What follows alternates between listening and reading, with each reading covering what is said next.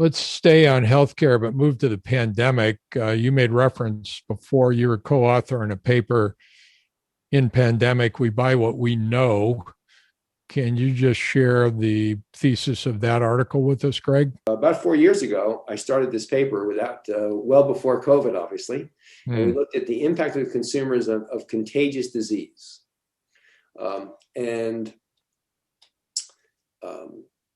Believe it or not, there was not a lot of research done on how contagious disease affects consumer behavior. The only evidence seemed to be that people bought less. Well, if you observe the pandemic, what you discovered is that store shelves were empty. And so people were buying more. So what we looked at was really the impact of fear on people's decisions. And what we found was that fear and disgust is the other way psychologists describe it, together make us especially averse to anything that's unfamiliar.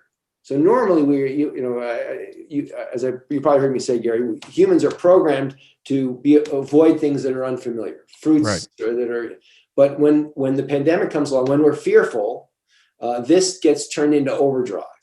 And so we, for example, studied people's purchases of all crazy things, Oreo cookies. And we looked at the presence of flu in people's community, the amount they searched for it, and the sale of traditional Oreo cookies versus Oreo cookies with different fillings, like green tea fillings. And the more that there is of flu in your neighborhood, the less you buy of the novel Oreo cookies. The point is that anything foreign is seen as unfamiliar and is seen as a threat. So even in these areas where there should be no consequence on our behavior, no one thinks they're going to get the flu from an Oreo cookie. But we nevertheless take every conceivable action to try to reduce the threat.